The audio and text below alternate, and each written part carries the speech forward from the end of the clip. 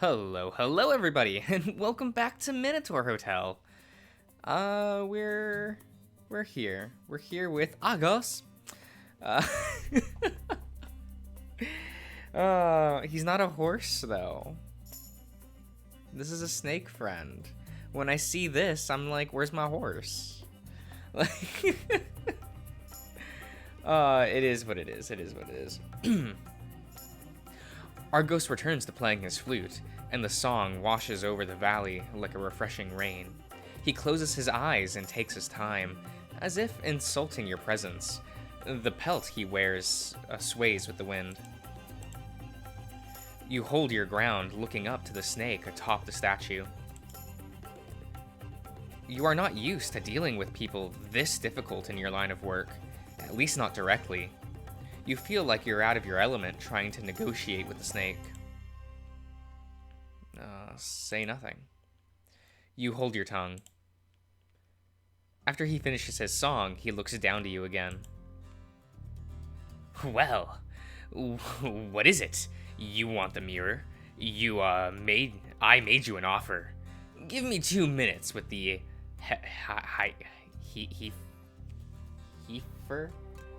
heifer? Didn't I Google this last episode and I just don't remember now because I totally didn't take a day break? Maybe more. Oh no. I know I Googled this one before.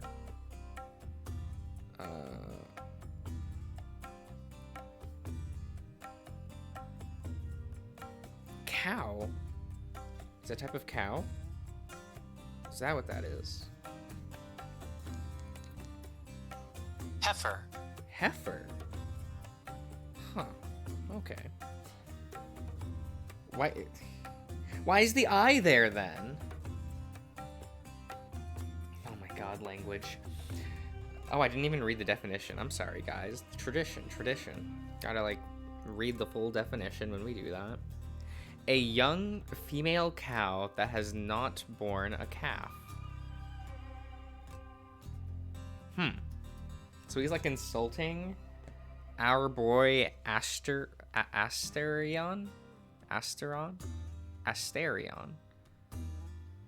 Okay. And I'll consider giving it to you. If you will not take it, I have no reason to deal with you. I may serve the labyrinth's mission, but I am not bound to your will. I need not follow your demands. However, if the master will not take my first offer, I suppose there is one thing I want that may be palatable to you. You see, my good master, I am an entity of the labyrinth. The earth begets me. I am born from the divine, but even I have needs. With the previous master, I've had fine arrangements, which have turned into fruitful partnerships, even if we disagree on the whole hotel thing. Perhaps I should cut to the point, eh? I shall offer you a contract. It is exactly what it would seem to be, a piece of parchment, setting down rules and effects. You see, master, I may be half divine, but I need food and water. For decades now, I've scavenged these lands because Master Clement left without negotiating his terms with me. The contract is clear. You will bequeath to me a fragment of your power, so I may summon food, water, and shelter. I am tired of living off this barren land. As payment for your mercy, I shall give you this divine artifact, used to light the holy flame of the hearth. I'd say it's quite the fair exchange. You will have your comfort lair, and so will I. Save for Clement, whose reign was rightfully short. All other masters have signed this term. I've been useful to them all, as I shall be for you, and you for me. We can be good, gentlemanly neighbors. The contract is also as a aggression clause has a non-discretion clause. I shall not hurt you. You shall not hurt me. It is a self-enforcing arrangement. We shall both find ourselves unable to break it.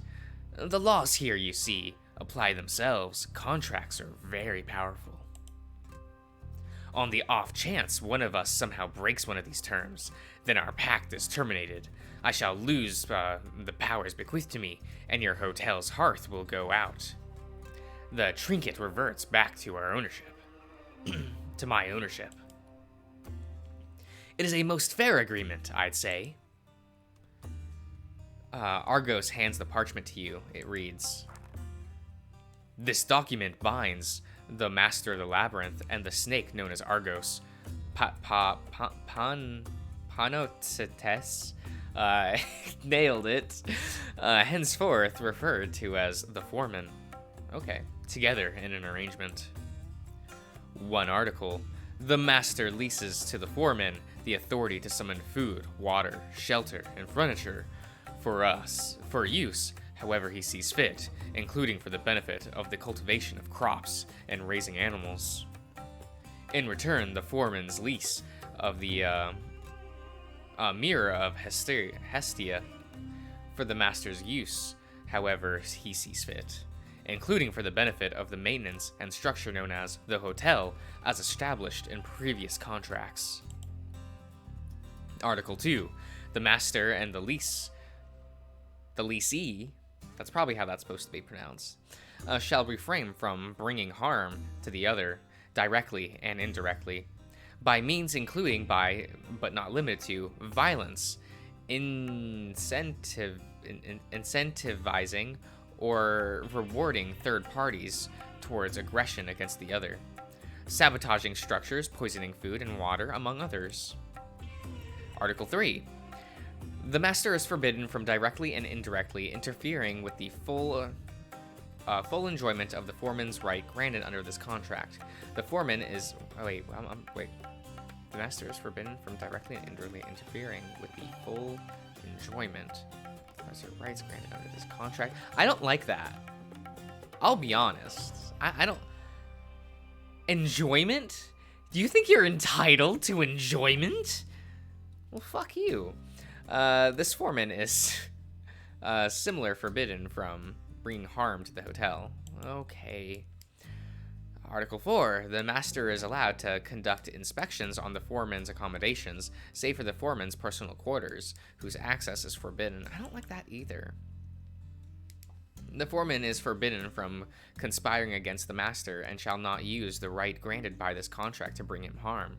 The master and foreman are symmetrically bound by this article, including but not limited to using Hestia's mirror to bring harm to the foreman. Article 5. This is long. The contract is self-enforcing. If any of its articles are broken, then possession of Hestia's mirror reverts to the foreman, and any flame lit by the mirror is put out. At the same time, the foreman loses the rights transferred by the contract and any of all structures summoned by the 5 minutes intervals. Okay. Article 6. The self-enforcing contract is made effective at the moment of its signing. Remains valid during the master's reign until the following master acquires the hotel's deed. By the will of the master to whom the Olympian's reign over the realm was granted, this contract is established. Will you sign the contract?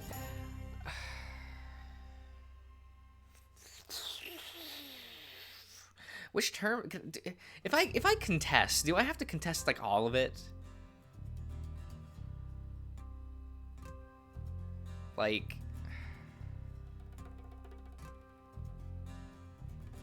some of that, like specifically the enjoyment part. I'm like, what? I can't do anything to like interrupt his enjoyment? Is that what it's getting at? I don't like that. But it says contest the terms, plural. Like, what if I want to contest just one of them? It was 3, right? Article 3? Or was it Article 4? Like, the rest of that seemed fine, at least to me. I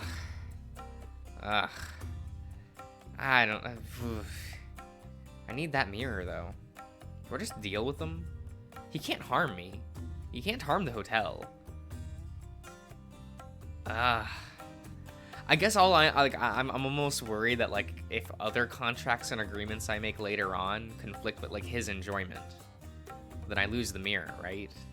Am I thinking about this too hard? Whatever. Let's just sign it. Everything seems to be in order. I'm glad my contract is to the master's liking. You sign the document with your pen, and Argos hands you the mirror. It's a pleasure negotiating with you, master. I hope we have more opportunities to do so. You return to the hotel. Okay. Kindling for the holy flame. Kindling? Oh my god, we like using our humanity to light the flame? So that we can have 15 Estus flasks? Instead of just like 5? Can you go up to 15? Is it only a... Oh, God, I don't even remember. I usually don't do the whole kindling thing because I think it's annoying. And, like, I'm a pro gamer, right? So I don't need the extra Estus flasks. Like, 5 is fine. I don't know. I usually played, like, a Dex Int build. Because I'm lazy, right? And, you just gracefully backflip across, like, your enemies. And I usually used Velka's Rapier because, it scales with both Dex and Int. So it means that, like, it covers its bases, right? I also think it's funny that the heavy attack two-handed is him, like, your character, like, swings the Rapier in a V formation, I think that's silly. It's really dumb. It is what it is. The cave swallows you back into the hotel's depths. A velvety, that's it, darkness to which your eyes struggle to adapt. Your breathing and footsteps echo all the way up the spiral staircase. Your shadow extends long into the chamber, turning irregular over the floor's jagged rocks. As your eyes settle down, you gaze upon it, at how Gargantua Punisher! I miss Buddy Fight, guys. That was like one of the best card games ever made. At how gargantuan it is, the shadow of a man. Asterion sits against one of the chamber's walls, looking at you and at the beast stretching from your feet. And at this beast is stretching from your... Okay. The fire from the eyes flicker at you. I got the mirror, and now we can get the hotel back and running, right? You hand it down to Asterion. Am I saying that right? Probably not. His fingers graze and curl softly over the bronze, and then he takes it from your hand with a ceremonial grace and cradles it against his chest. It's so cute with him in his like oversized clothes. I don't know. He's really cute. Do we get to see him like not shriveled? Curious. You take a good look at his fur and his shirt are matted with sweat, despite the chamber's somewhat chilly temperature. His tail swishes behind them like a rowdy sea. I am sorry for not informing you about the foreman. I am truly sorry. I don't know what came over me, master. Don't worry about that. It was no trouble at all. He wanted me to send you out, but I wasn't going along with that. So we had to figure out another way. He wanted food, water, and shelter. I signed a contract with him letting him summon it. In exchange, we get the mirror. Yes, that is usually what he asks. The snake, he's an old thing from the labyrinth. His shape changes every now and then. He disappears for a few years at a time, even decades. But the foreman, he has existed for a few millennia now. His role, too, is to torture me. Thank you. Astron hugs the mirror. His fingers brush against the surface, teasing out the sharp cold of the metal.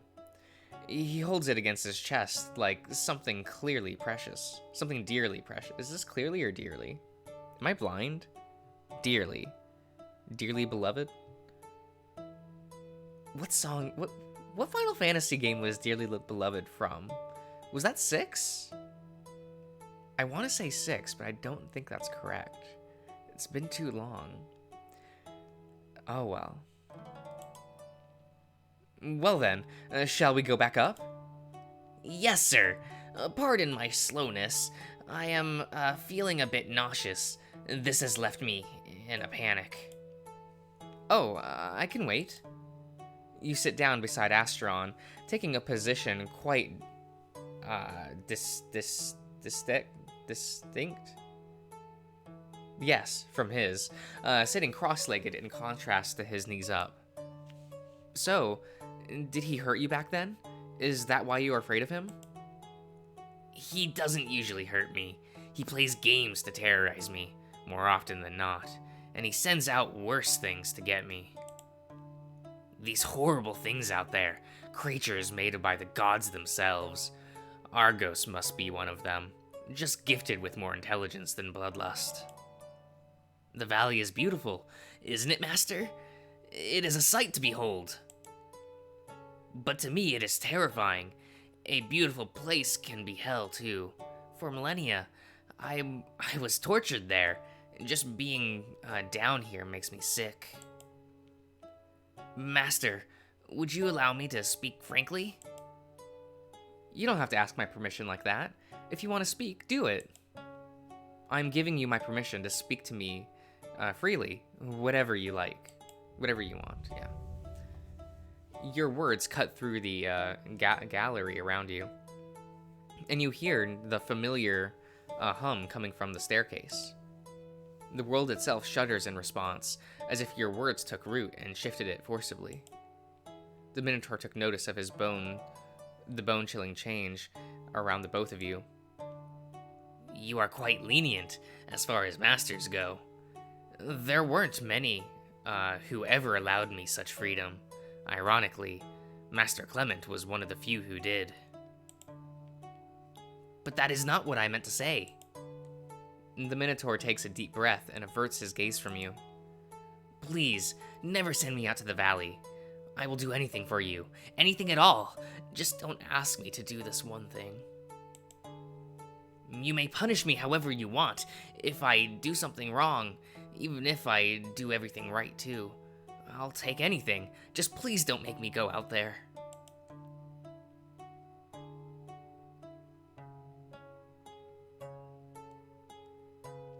The game's gonna try to force him out there at some point, isn't it? Oh. But he's such a cute lad. I promise to never send him out there, yeah. Astron, look at me. I promise I will never send you out. I can't say I know exactly what they did to you out there. I understand if you don't want to talk about it, but I'll take your word, and I won't send you out. I meant what I told you last night. I want to be a good master to you, and the hotel. I won't hurt you, and I promise I will never send you out. Asterion. It's probably Asterion, isn't it? Asterion, yeah. Guys, my language skills are bad. Look at you with the... Asterion looks at you with half-closed eye. Nausea still twists inside him, and he sways back and forth as if... I just kind of want to Google that, because I just want to make sure, for future reference, if I'm even, like, saying that correctly. Let's... You know, this is why smartphones exist, so I can do this, specifically. Yeah. Nausea. I did have it right. Well, I said nausea, nausea. Nausea. Nausea. Nausea. Okay.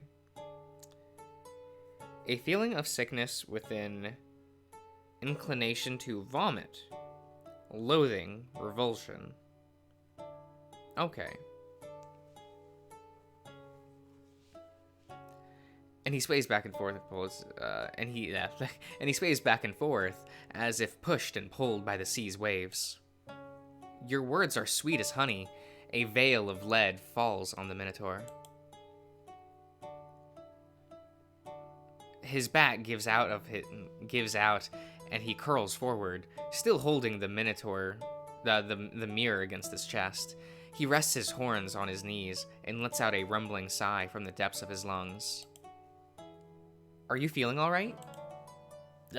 I'm just so tired. We can stay here for a while longer. Take your time. Astron groans again.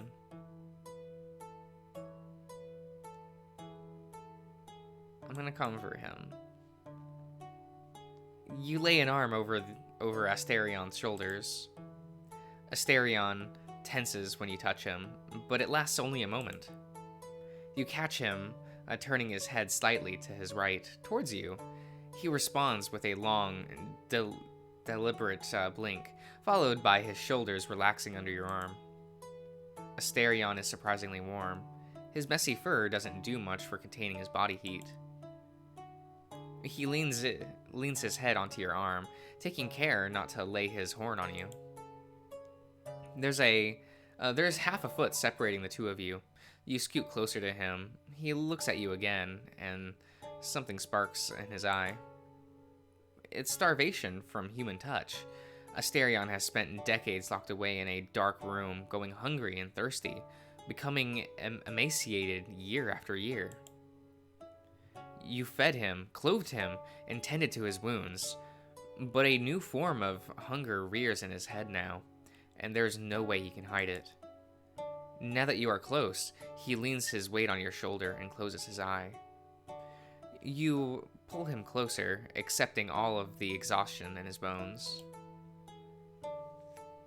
At times, you feel his eye open again, shifting to and fro. He wants your warmth, but struggles to give in fully. The battle keeps raging inside him, and the side of remaining close to you wins out. Asterion mentioned that Master Jean used to pet him behind the ear. Now he only has one. Oh. But the way he flicks it at you has an inviting quality. You pet him, and he melts on you, nuzzling like a child. Your chest rumbles with the deep sigh that drips out from his throat. You let him doze off on your shoulder for as long as he wants. Eventually, Asterion signals you he's ready to make his way back upstairs. You have to stop a few times to let Asterion rest, but eventually you make it up to the ground floor and to the lounge. Within the old lounge, glorious and eaten away by time, you and Asterion find a soot-covered hearth right across from the bar. It is circled by a set of armchairs. Their leather has cracked and dried, but no amount of damage can hide the talent with which they were made.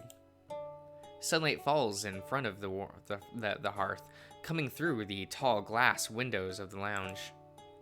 Asterion kneels before the warmth in a prayer-like position. He lays the mirrors aside for a moment and summons logs of wood and fine dry hay. Then he places the hay at the mirror's focal point. The beam and focused sunlight heats up the hay. You and Asterion wait. Decades ago, had the fire gone out, I would have been punished.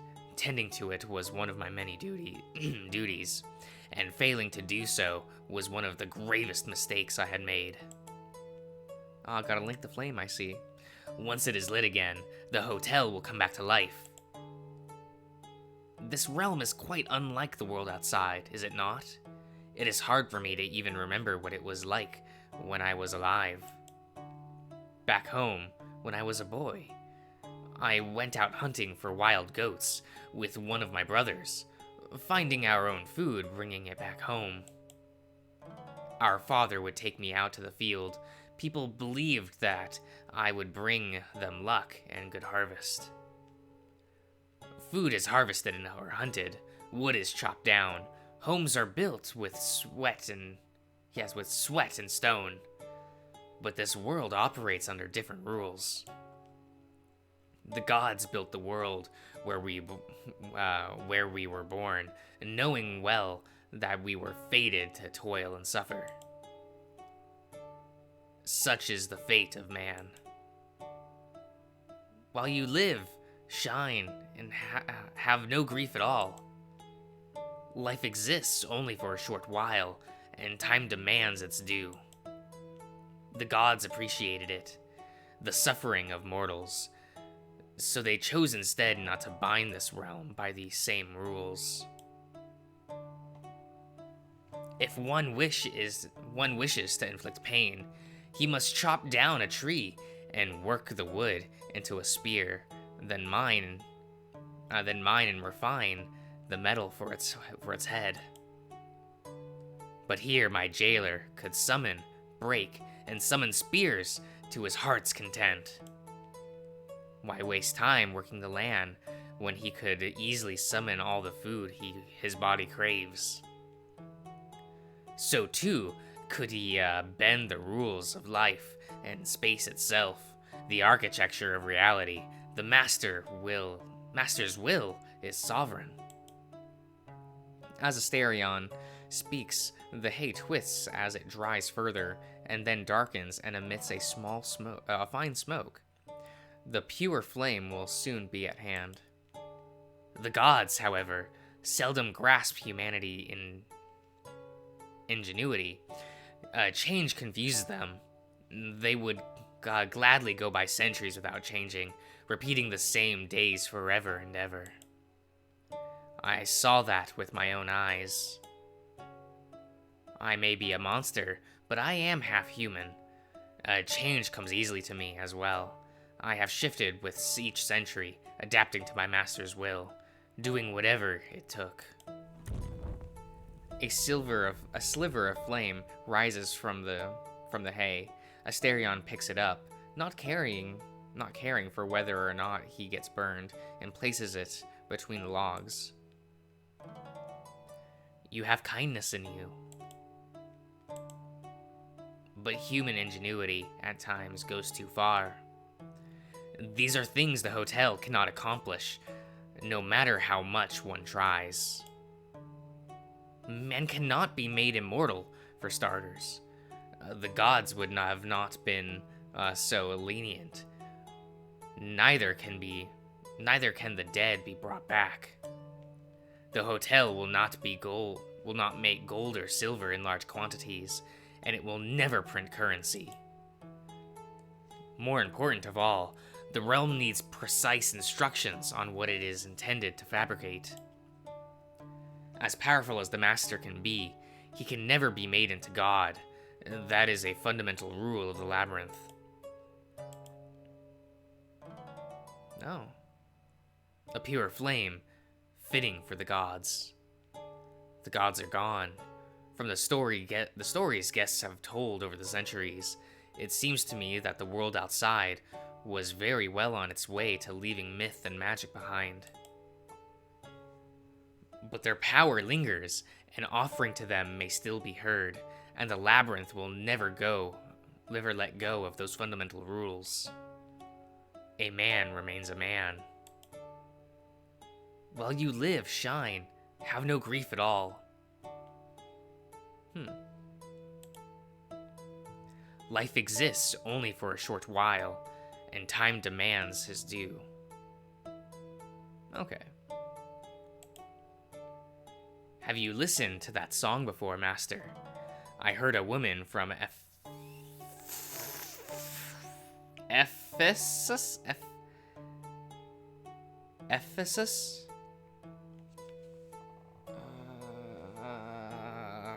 15% battery life. Well, you're gonna be working tonight.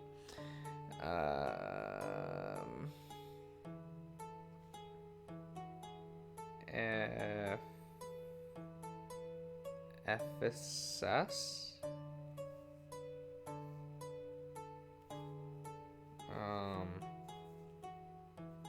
Pronunciation.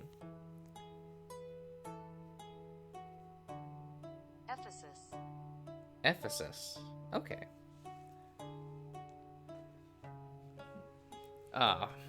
From Ephesus that sings.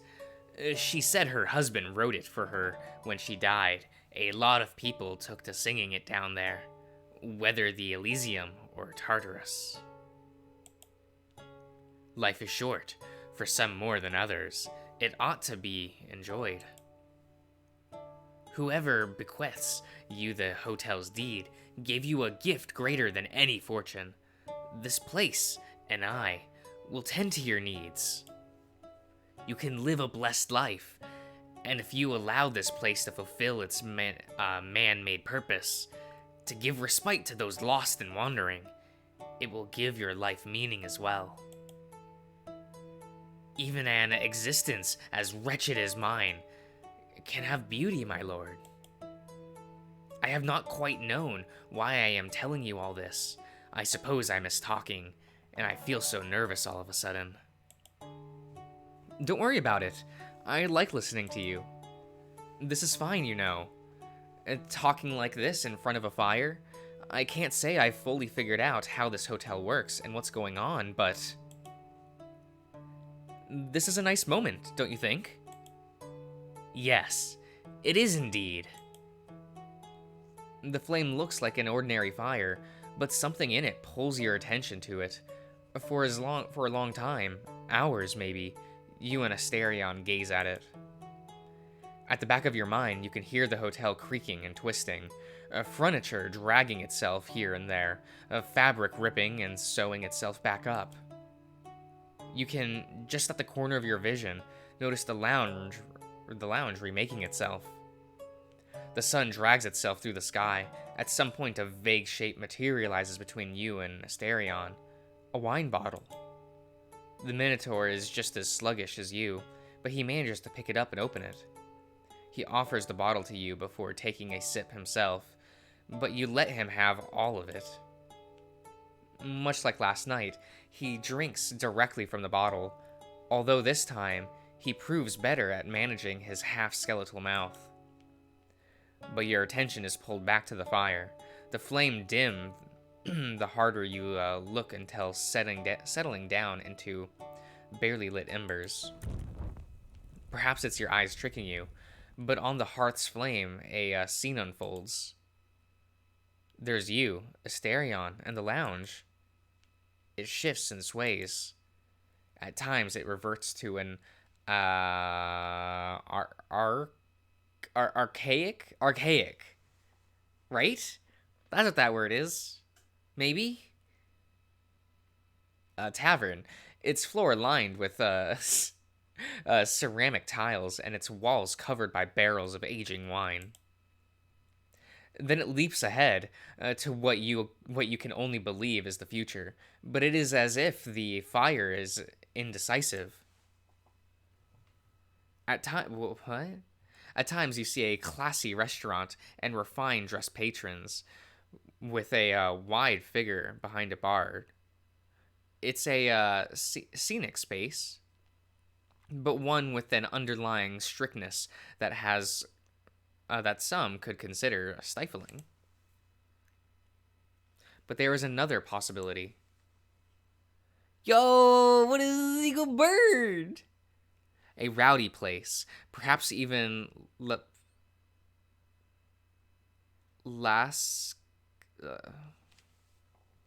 okay, what is this word?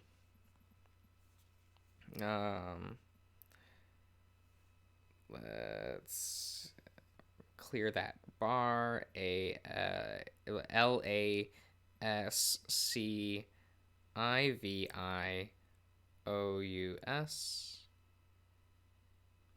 Uh, just that. Uh, Lascivious. wait, what? Lascivious. Lascivious. Okay. Of a person, manner, or gesture, feeling or revealing an overt or often offensive sexual desire. Huh.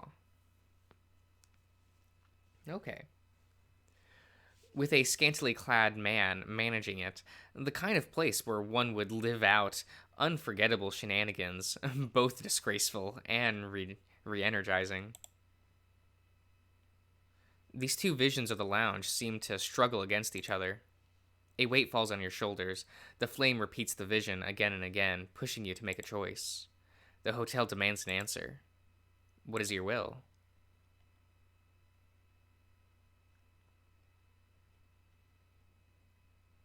I mean, I see a bird. I want to go with the bird. Even though this does sound really nice. Like I'll admit I'm a person that doesn't like things like super rowdy, you know. I like a nice classy, scenic, a little bit stricter, you know. But at the same time, there's a bird. As you make your choice, a sense of finality descends, as if you had broken a seal or perhaps signed a contract. You are pulled out of your meditation. Asterion looks looks as well to the fire, unfazed by what happened. I was afraid I'd be locked in there forever.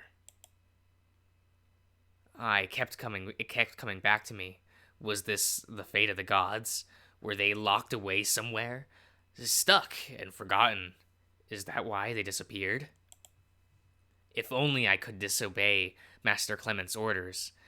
I would have rammed that door down on the very same day he threw me in, but I couldn't. I couldn't disobey the Master. Neither can I disobey you. For all those years I thought, and thought, and thought. There was nothing else I could do, and my body was rotting away. I thought about all that could happen, every little possibility. I wish I could tell you that tell you that I dreamed, and indeed at times I allowed myself to hope. But more often than not, I thought about all the bad that could come next, every possibility. It is difficult for me to believe I am free. At times I catch myself thinking that this must be one of my daydreams. I was certain you'd send me out to the foreman, and it would all turn into a nightmare. My stomach was turning. I sat down because I couldn't stay up.